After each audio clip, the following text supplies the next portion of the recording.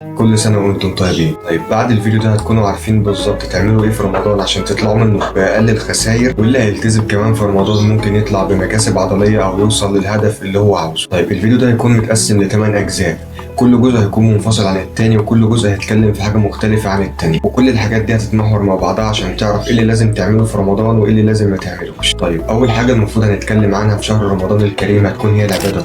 طبعا انا مش لازم اقول لك ان رمضان ده شهر عبادة قبل ما يكون شهر اي حاجة تانية، فلازم تحط في مرتبة رقم 1 العبادة بتاعتك. وانا مش احسن شخص يتكلم في الحتة دي، في ناس كتير عندها علم اكتر مني، فانا هسيب لهم المجال بتاعهم ان هم يتكلموا فيه. تاني حاجة هنتكلم عنها هي الالتزام. شهر رمضان بيخليك شخص ملتزم ان انت بتمتنع عن الطعام والشراب لمدة زمنية معينة، وكمان بيخليك تبتعد عن المحرمات، وده بيعلمك الالتزام والانضباط. فخد النقطة دي حافز ليك ان انت تبدأ تلتزم في الدايت بتاعك والتمرين بتاعك لو انت ما كنتش عامل ده قبل رمضان. وبعد كده خلينا ننتقل لثالث موضوع هنتكلم فيه، ايه اللي بيحصل في جسمنا لما بنصوم. بعد مرور 4 ساعات جسمي بيبدأ يستهلك الجلايكوجين وسكر الدم، ولما دول يخلصوا بيبدأ يدخل على المخزون اللي موجود في العضلات من الجلايكوجين والكبد. وفي المدة اللي هي من 4 ل 16 ساعة الجسم بيكون خلص كل المخازن دي واستهلك كل الجلايكوجين اللي موجود فيها. بعد كده بيبدأ يتجه لمخازن الدهون اللي موجودة في جسمنا ويستهلك الدهون دي ويكسرها ويحولها لطاقة عشان يستهلكها، وده في حد ذاته حاجة كويسة. لو التارجت بتاعك في رمضان ان انت تنزل في الوزن او ان انت تخس دهون، فالصيام هيساعدك على ده بشكل كبير جدا، وهنتكلم بشكل مفصل اكتر في الجزء الخاص بالاكل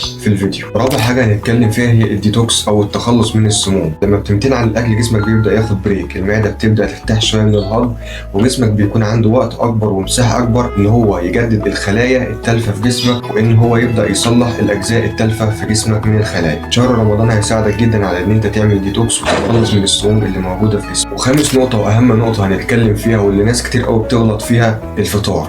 تعمل ايه في الفطار وتفطر ايه، وايه الحاجات اللي ممنوع تاخدها في الفطار، وايه الحاجات المستحب ان انت تفطر بيها. اكبر غلطة ممكن تعملها في الفطار ان انت تفطر على عصاير فيها سكريات كتير، ده بدوره هيساعد ان الانسولين عندك يروح ضارب مرة واحدة في السماء، ودي حاجة مش كويسة خالص، لان انت كنت صايم والانسولين عندك كان في ادنى مستوياته، فهيضرب معاك مرة واحدة، ودي حاجة مش كويسة ليك. طيب انا بفضل لما تيجي تفطر على كوباية مية، تبدأ تدخل كارب بسيط مع البروتين، تبدأ تدخل نوع من انواع الكارب البسيط مع البروتين. طيب تجنب تماما ان انت تشرب عصاير فيها سكريات او تاخد نوع من انواع الكارب البسيط زي الامتصاص وتاكل معاه دهون، لان الانسولين هيعلى معاك، والانسولين لما بيعلى جسمك قابليته لتخزين الدهون بتزيد اكتر. مش معنى ان انت ما تدخلش دهون في الفطار بتاعك مع الكربوهيدرات البسيطة ان انت تعمل الدهون بتاعتك في رمضان.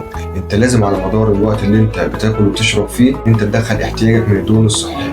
وخلينا متفقين ان جسمك ليه التوتال اللي بيدخله على مدار اليوم، سواء انت دخلته في ساعة او ساعتين او 3 او 10 ساعات، فجسمك ملوش دعوة انت دخلته بوقت قد ايه، هو ليه دعوة كام سعرة دخلت له في اليوم والمايكروز بتاعتك كانت عاملة ازاي. يعني لو انت مثلا احتياجك من السعرات الحرارية 2000 سعرة وانت في مرحلة بالك، فهنقول ان انت مزود من 500 ل 700 سعرة حرارية، فبتدخل 2700 سعرة مثلا، فجسمك هيكون في زيادة وهتشوف زيادة عضلية موجودة. فجسمك ملوش دعوة ان انت صايم او لا، هو ليه دعوة بتوتال السعرات اللي دخله اكتر من احتياجه، فتبدأ ان انت تعمل عملية زيادة. وعلى العكس لو انت قللت السعرات الحرارية، ورمضان بيساعدك على كده لان الوقت اللي محدد ان انت تاكل فيه بيبقى وقت قليل جدا، فبيساعدك على ان انت تدخل سعرات حرارية اقل، وبالتالي ان انت تخس بشكل افضل. زائد ان الصيام بيساعدك على تثبيط حساسية الانسولين، وده بيحفزك ان انت تخسر من مخازن الدهون اللي موجودة في جسمك. واكتر حاجة الناس بتنساها في رمضان ان هي تشرب مية كفاية في وقت الفطار. انت جسمك بيخسر كتير من السوائل بتاعته على مدار اليوم وانت بتكون صايم، فما بتقدرش تعوض ده، فلازم تهتم جدا بالوقت اللي انت فاطر فيه ان انت تدخل احتياجك من المية وما تقلش عن 3 لتر في اليوم. وسادس حاجة هنتكلم فيها هو التمرين. طيب خلينا متفقين كده ان التمرين بعد الفطار هو افضل حاجة. طيب لو انت شخص مش متاح لك ان انت تتمرن بعد الفطار، هتسيب التمرين؟ لا، كونك ان انت بتتمرن قبل الفطار احسن من ان انت ما تتمرنش خالص. بس هنا اختيار الوقت اللي بتتمرن فيه قبل الفطار بيكون مهم جدا. كونك ان انت تتمرن قبل الفطار بنص ساعة، ده انسب وقت انا شايفه ان انت تتمرن بيه لو انت مش متاح لك ان انت تتمرن بعد الفطار، لان انت هتخلص تمرينك في نص ساعة او ساعة الا تلت بالكتير، ما تزودش عن كده، لان انت هتكون صايم وهيكون الباور بتاعك مش احسن حاجة. بس اول ما تخلص تمرينك هتفطر وتعوض اللي انت فقدته من السوائل، وهتبدأ تدخل كربوهيدرات بسيطة عشان جسمك يبدأ يمتصها بشكل سريع. واكبر غلط ممكن تعمله ان انت تتمرن بعد السحور. السحور مباشره. انت بعد السحور هتلاقي ان انت عندك باور وقادر تتمرن وجسمك تمام، بس انت كده بتعرض جسمك لخطر كبير قوي ان انت بتفضل بعدها مده كبيره جدا ما بتدخلش لجسمك اي حاجه حتى ميه. طيب وقبل ما نقفل الجزء الخاص بالتمرين في رمضان، عايز اقول لك ان في غلطه كبيره قوي الناس بتقع فيها في رمضان، وهي اللي بتسبب لهم ان هم ما يتطوروش في رمضان، او يقول لك ان رمضان مستحيل ان انت تتطور فيه